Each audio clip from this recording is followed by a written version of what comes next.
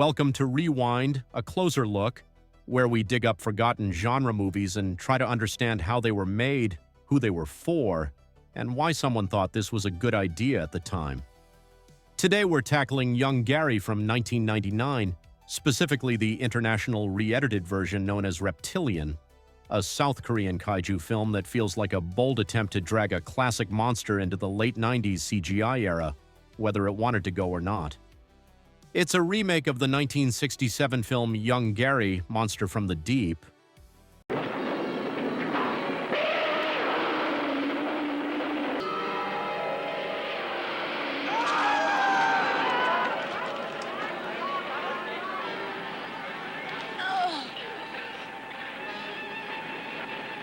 Originally created as Korea's answer to Godzilla, Run! It's Godzilla! It looks like Godzilla, but due to international copyright laws, it's not. Still, we should run like it is Godzilla! Though it isn't. but this version goes way bigger, way louder, and way stranger, tossing in aliens, teleportation, jetpack soldiers, and enough digital fireballs to level a small city. The movie opens deep inside a cave, where a group of explorers are searching for, something. We're not entirely sure what yet, but they're very serious about it. The professor is confidently leading the expedition, even though the map they're using was actually made by the doctor, who, for reasons never explained, is lagging way behind everyone else like he got sent to the back of the field trip. Up ahead, the professor and his men stumble across massive bones scattered around in thick, spooky cave fog. One guy dramatically points and yells, There! Which is hilarious because yes, we see it. We're standing right beside you. No one was confused about where the giant dinosaur bones were. Meanwhile, the doctor, now completely alone, sits down and tries to light a cigarette. As his lighter flicks on and off, the sparks briefly illuminate monster skeletons embedded in the cave walls, a genuinely cool visual. He freaks out, falls backward, and then notices something even worse. A strange alien-looking statue standing nearby holding a small diamond-shaped object. You know, normal cave stuff. The noise alerts one of the professor's men, who suggests maybe they should turn back and check on the doctor. The professor immediately shuts that down. We are too close to turn back now! Which is classic movie logic for everyone here is about to die. Sure enough, the professor presses on and spots a section of the cave wall pulsing and glowing red. Naturally, he orders one of his men to start digging. Peters. Dig. Here? What are you waiting for? Dig! Okay. Pulls out an axe and smashes the glowing rock, which, to be clear, is not digging at all. One hit is all it takes. The rock detonates in a massive, very 1990s CGI fireball, instantly killing the professor and his entire team. Then, just to be extra weird, the explosion reverses itself and collapses back into the rock like it never happened.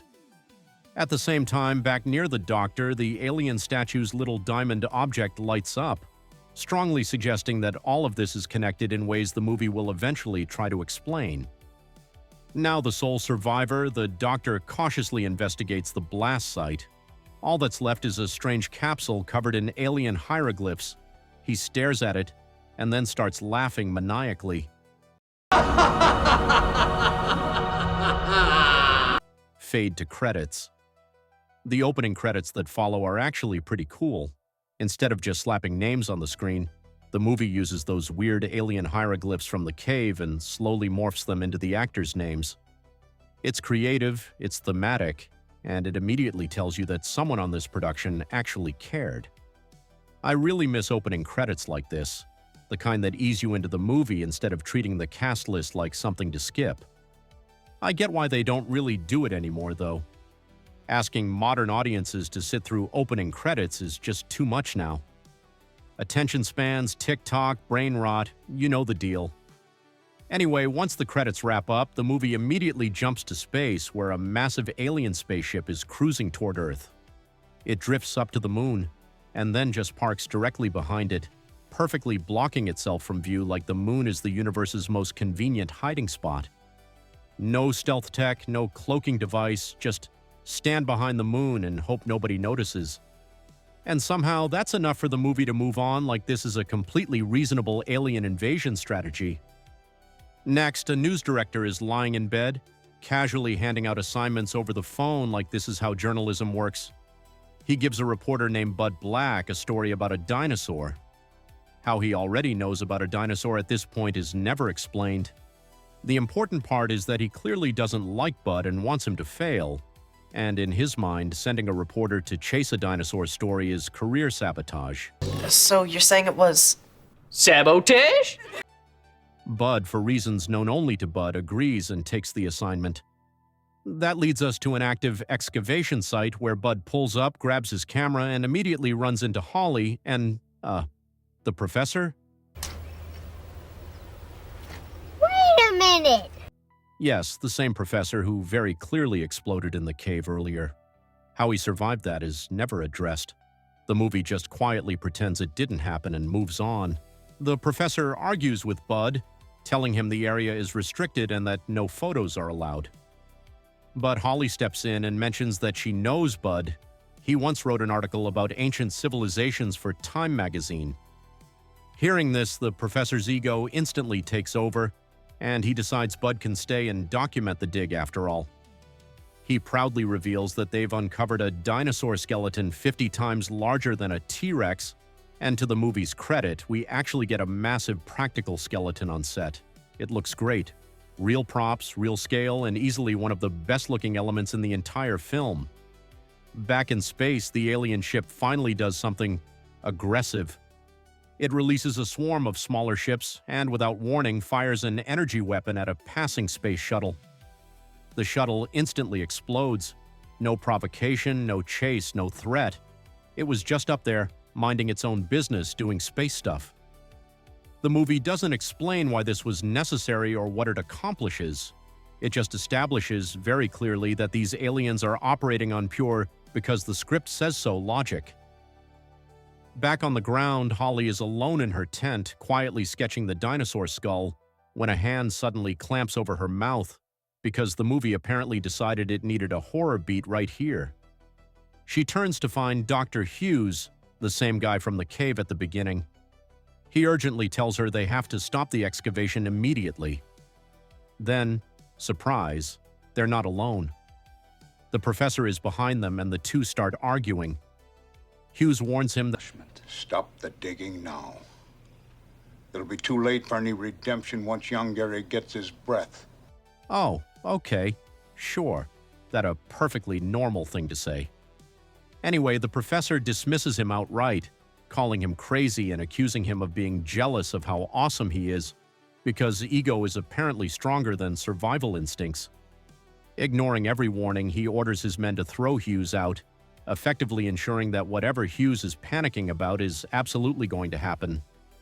That night, the alien craft fires some kind of weapon down near the dig site, killing a couple of workers. Why? No idea. What did this accomplish? Also unclear.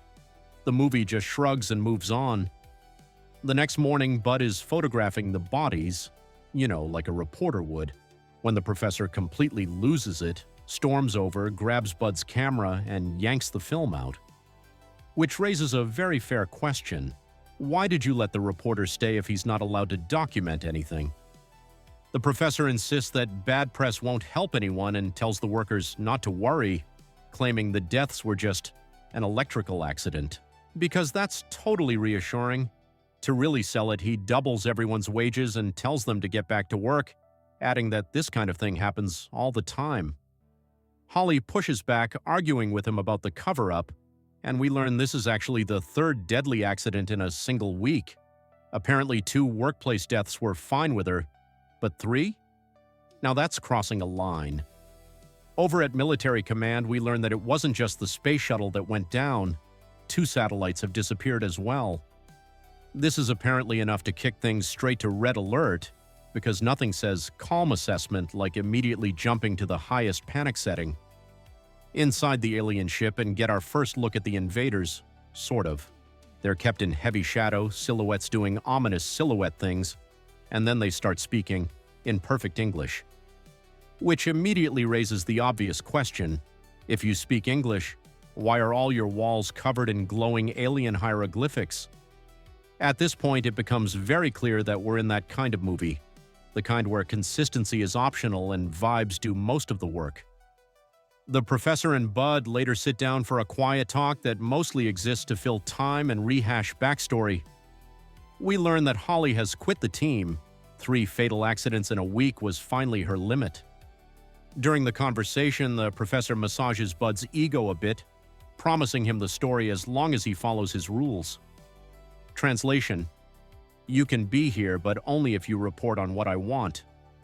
With the power dynamic firmly established, Bud heads off to the porta-potty, and while he's in there, the alien ship's glyphs light up again, triggering the skeleton to start regenerating. Teeth grow back, bones reform. Another worker dies. Totally normal workday stuff. Bud comes out, sees the dead worker, does what a reporter does, and starts taking photos, only for the professor to once again snatch his camera and once again rip out the film. At this point, it's becoming clear that Bud's entire job is just owning a camera, not using it. Later that afternoon, the professor is woken from a nap by one of his workers who tells him the skeleton has now grown more fangs and yet another person is dead. The professor rushes outside, confirms that yes, the situation has somehow gotten worse, and responds the only way he knows how, by telling everyone it's fine, calling it another accident, and ordering them back to work. Holly is back in her hotel room packing to leave when there's a knock at the door. A hotel worker, maybe, hands her some extra blankets. Why? No idea. She's actively packing to leave. Whatever. She tips him, asks where she can get something to eat, and then we immediately cut to her at the bar he mentioned. And I have to ask, why did we need any of that? Did the director think we wouldn't understand how she found a bar? Out of everything happening in this movie, aliens, regenerating dinosaur skeletons, mysterious deaths, this is what they choose to stop to carefully explain. At the bar, Dr. Hughes suddenly shows up. How did he know she was there? How did he get there so fast? And why is she eating the bar-top popcorn? Yuck. Who cares? Those details are apparently optional. He asks to speak privately, sits her down, and launches into a full lore dump about Yonggary, explaining that the creature will rise again and destroy the world. Holly reacts the only reasonable way possible. Do I look stupid to you, Doctor? Polite disbelief, followed by an attempt to leave. So Hughes escalates. He tells her about the alien fossil he found in the cave. Right, because that sounds more believable. Somehow, this leads to them going back to Holly's hotel room so he can continue explaining things.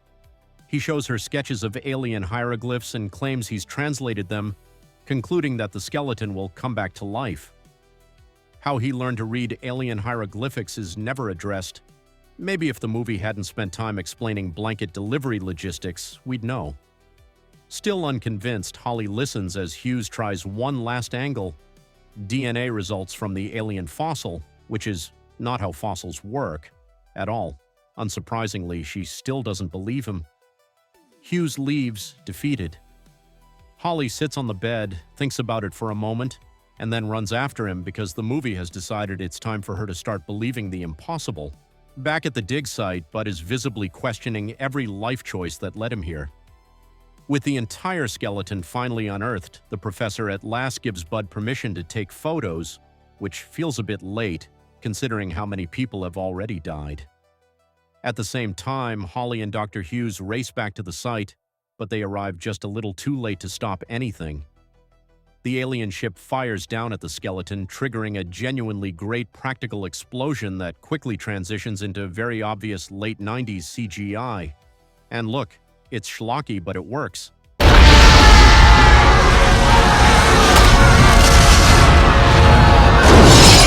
Debris flies, vehicles flip, equipment rains down everywhere. It's chaos in the best way. Then the skeleton starts fully regenerating. CGI flesh creeps back over the bones, the monster comes fully to life, and just like that, Yonggary lives. He stands up, stomps around, and immediately starts killing workers like this is just another step in the awakening process. The professor barely has time to exist before Yonggary casually steps on him and deletes him from the movie entirely. No speech, no redemption, just squish. And then, Yonggary disappears. Does he teleport? Does the alien ship beam him out Star Trek style? The movie doesn't say. One second he's there, the next he's gone, and everyone just kind of accepts that this is how things work now. The military quickly detects the event on their sensors and rolls in at the dig site. Holly and Dr. Hughes try explaining that a giant monster named Yonggary just came back to life, which the commanding officer understandably does not believe. That skepticism lasts about 10 seconds, right up until a soldier calls everyone over to look at a massive footprint filled with crushed bodies at the bottom. Captain!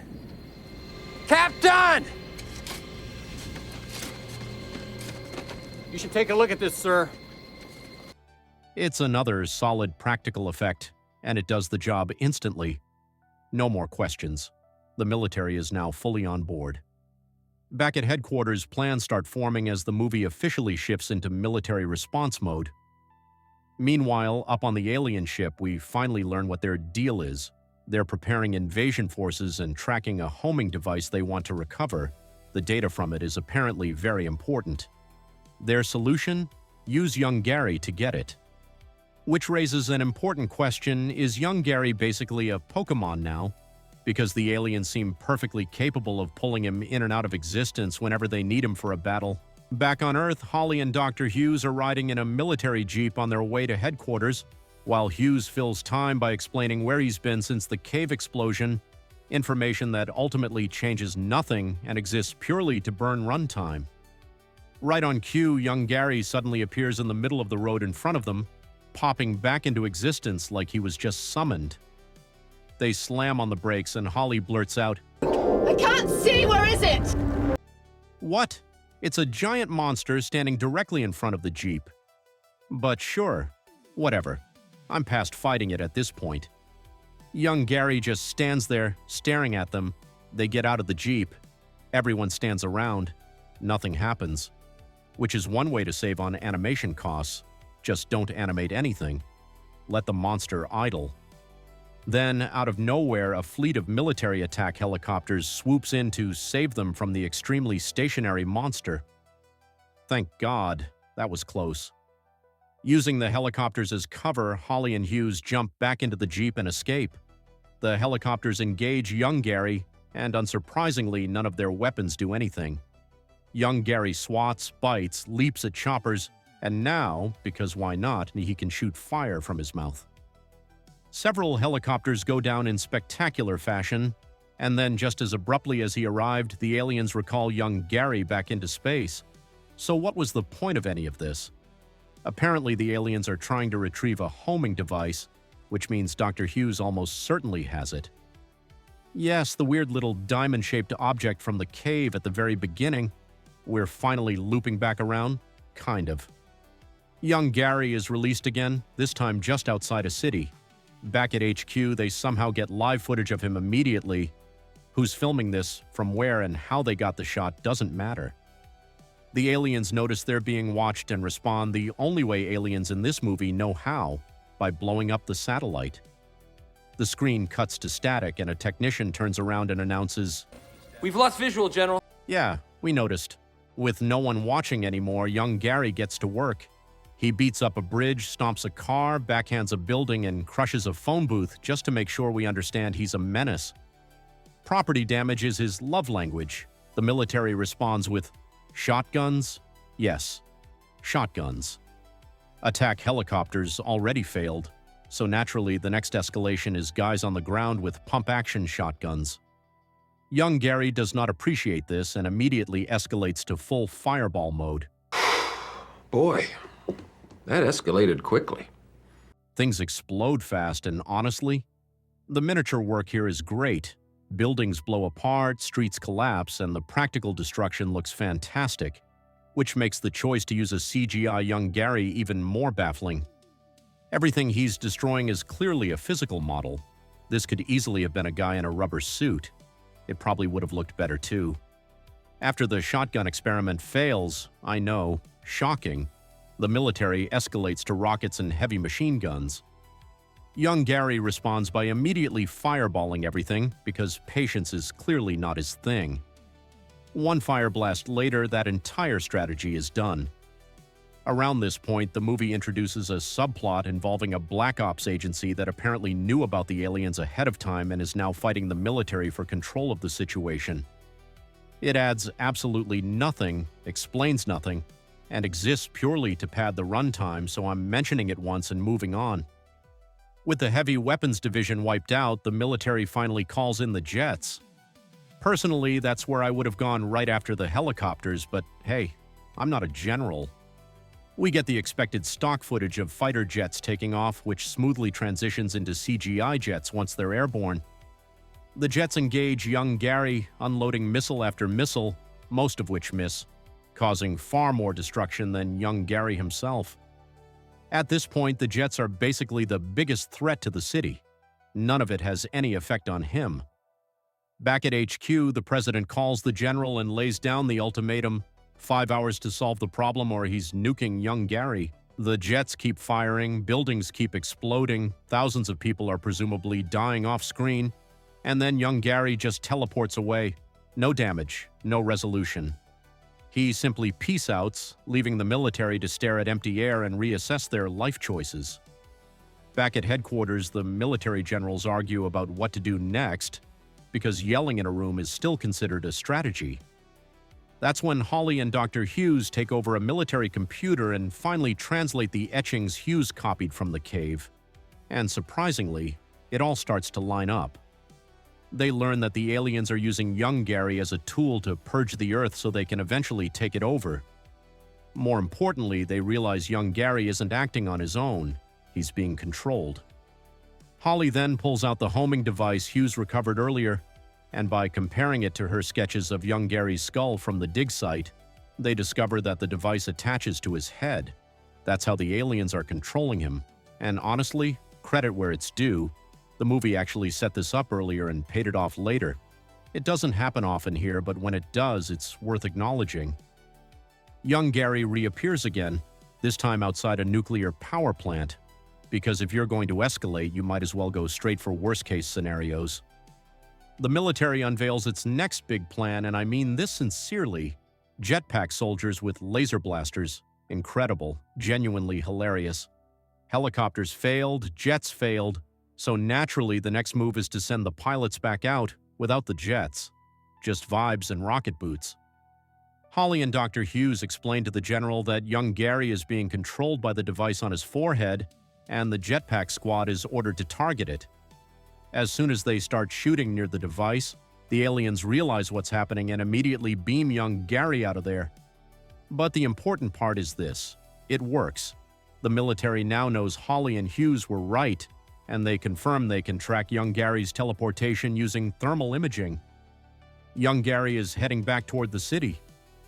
The president calls in for an update and is not impressed. He overrides the 5-hour deadline and orders the bombers into the air. Cue the only stock footage video of stealth bombers taking off. Any movie that has the bombers has this footage. The Jetpack soldiers catch up with Yonggary back in the city and engage him again. They fly around, get swatted, a few of them die, and some more buildings explode for good measure. Just as Yonggary is about to teleport away again, one Jetpack soldier goes full kamikaze and slams straight into the control device on Yonggary's head, destroying it. And suddenly, everything changes. Yonggary stops attacking. He just stands there. When the jets arrive and start firing anyway, missing, of course, and hitting another building, of course. That building begins to collapse onto people in the street. Yonggary turns around and catches it, saving everyone underneath. The military sees this and finally issues a stand-down order. For the first time in the movie, Yonggary isn't the problem anymore. Once the aliens realize they've lost control of Yonggary, they respond by firing what appears to be a devastating superweapon at the city. It levels a huge section of the area and sends Yonggary flying.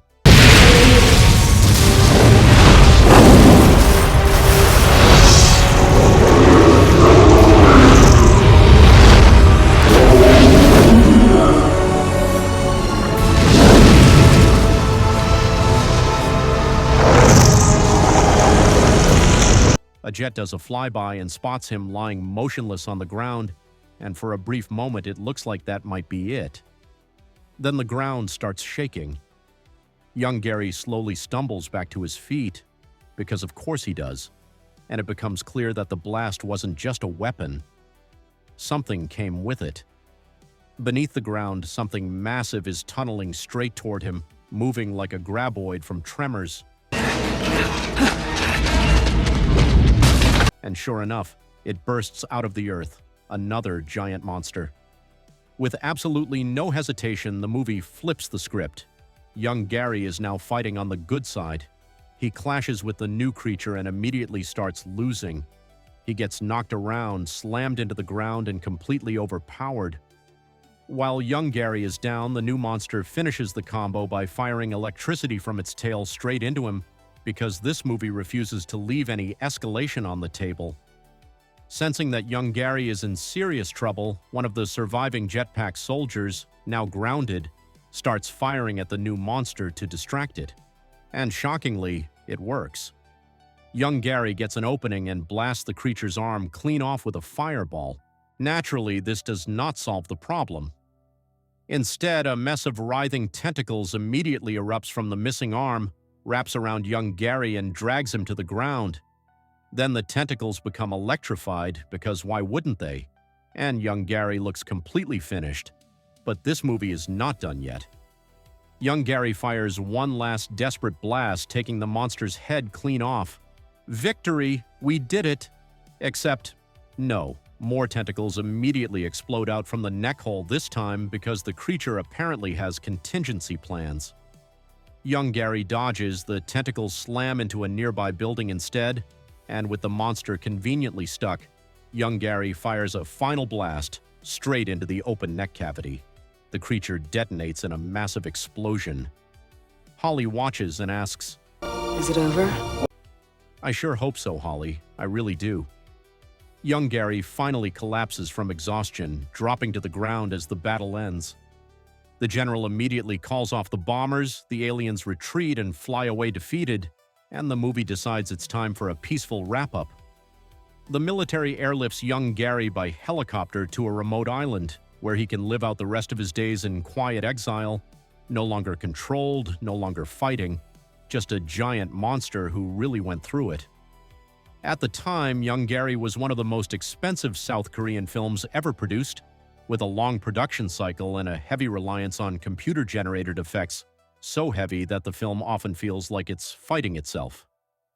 The version we're watching, Reptilian, is an expanded and altered cut made specifically for international audiences, which explains why the cast is mostly Western, the dialogue is in English, and the movie constantly seems unsure what it wants to be.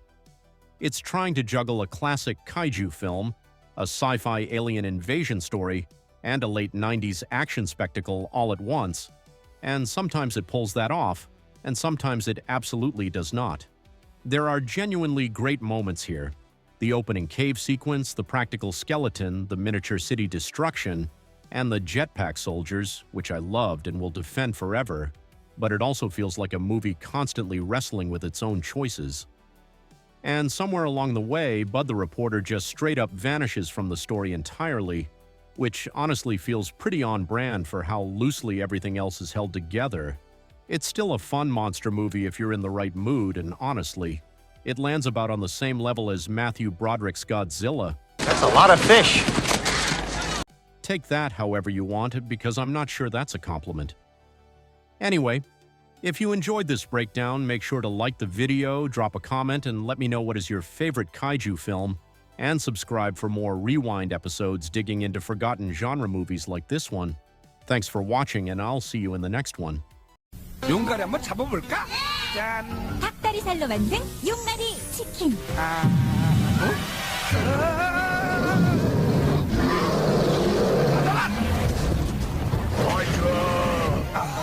맛있어도 문제네. 무시무시하게 맛있는 용가리 치킨. 맛있군.